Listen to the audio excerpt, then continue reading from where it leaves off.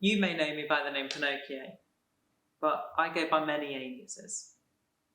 By human standard, I'll be turning 140 this winter. Turns out, the children's tale lied to you all, as usual. I didn't get my happily ever after. I never turned into a real boy. Geppetto had me disguise my joints and perform tricks and services for rich folks. We toured Europe under the banner puppet turned real boy. What can I say? Praying after the thirst for youth has always been a cash grab.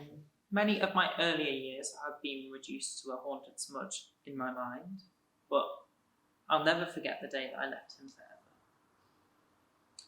As I looked back one last time at the dying, old, cruel man, bedbound and semi-awake, gazing at me like a helpless puppy, like I somehow hurt him. But it was not my fault to leave him to die. It was in that moment I realised I was fundamentally different from a real boy. Real boys are bound to their kin by flesh and blood, whereas I had strings I could easily sever. And I wondered, would I ever be attached to anyone, anyhow? Or would my links always be as fragile and replaceable as a marionette's threats? And I thought leaving Geppetto would liberate me, but as I walked the streets of Greenwich and caught sight of beautiful Thames, the grey and smoky sky looking just as cheerful, I felt as hard and cold as the wood I was made of. And I swore I would find a solution for my damnation. Some kind of magic that would make me flesh and blood, a real boy. So I was in my 30s, looking 15 on the outside, mind you, growing weary of my existence. I moved from one false identity to the next. Pedro the chef, Patrick the priest, Piotr the stuntsman, Pierre the prostitute, you name it, I've done it. And yeah, when I wasn't working, I practiced esoteric disciplines and studied human behaviour, desperately trying to locate something that would be an essence that makes someone or something real. Decades passed. One day, I came across this sprawling city across the ocean, and suddenly I was enveloped by loud clatter. TV commercials, vehicles whirring, crowds clamouring, and among them, a joyful noise exploding from a pub, drawing me in. I instantly forgot about my goal of tracking down these cryonics enthusiasts I'd been chasing. I'm following the music into the pub. I saw Charlie for the first time. A head of fire bobbed up and down along the flow of notes. A boy looking no more than 15, yielding a shiny instrument. And then I realised it was a group of musicians.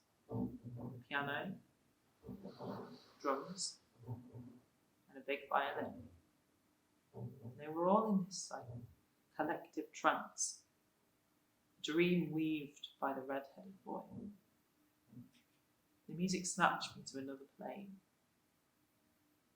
Somewhere my search ceased to exist. And I felt like a marionette, except without the actual puppet and threads. A pure movement on its own. It occurred to me as I was experiencing something spiritual. You look shocked, voice said. I turned and there he was. The red-headed, dark-skinned boy. I realised the show was long over. I told him I'd never heard anything like that. Well, you're missing out, he exclaimed, and introduced himself as Charlie. By the way, he added, that thing you just heard, my man, was jazz. We shook hands, and I offered to buy him a drink after the shocking discovery that he was in fact 27. What a coincidence. I was 72.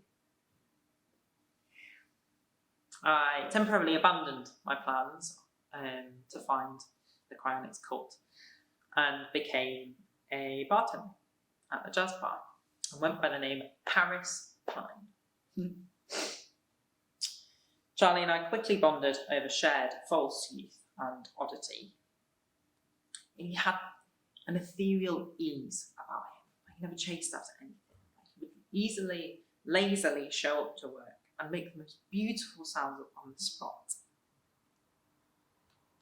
He never lost his cool, even when he was passed out drunk in Bangkok.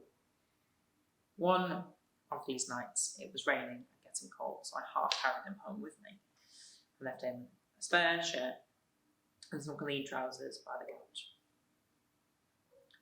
The following morning, I accidentally walked in on him changing. As it turns out, Charlie was not a real boy either. No, he was not made of wood. Perhaps you could say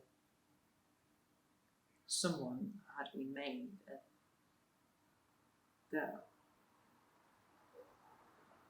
I didn't ask. There was a sorrow in his eyes. So I sat down next to him, rolled up my sleeves and showed him my joints. Charlie was stunned. What makes a boy real? I asked.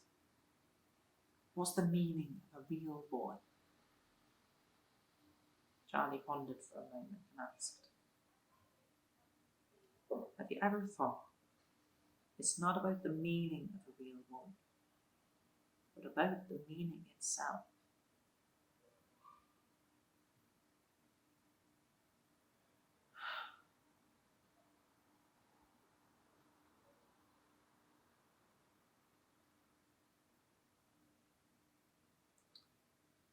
The following day, Charlie told me about this famous musician that was coming to town to play a show. What a great time to be alive, he exclaimed, and invited me to join him. Something hit me. I had to bid a sweet goodbye to dear Charlie, who became a bit tearful. I would too, have I been capable. But Charlie understood. So the next day, I went out to the pub. And for once, I was eager to travel places. And not because I was on the hunt for an answer, but because I wanted to see places as they were. Meaning had been lost since I first met or heard Charlie. I suppose he had an answer all along. Perhaps he never bothered asking. He went on to become a renowned saxophonist in his time and went by Charlie for the rest of his days. Or so I've heard. So, as you can see, I don't really have an answer. I still look 15. My joints still clatter while I move. Still pretty much made of wood. Yeah. But, as the kids say these days, fuck it.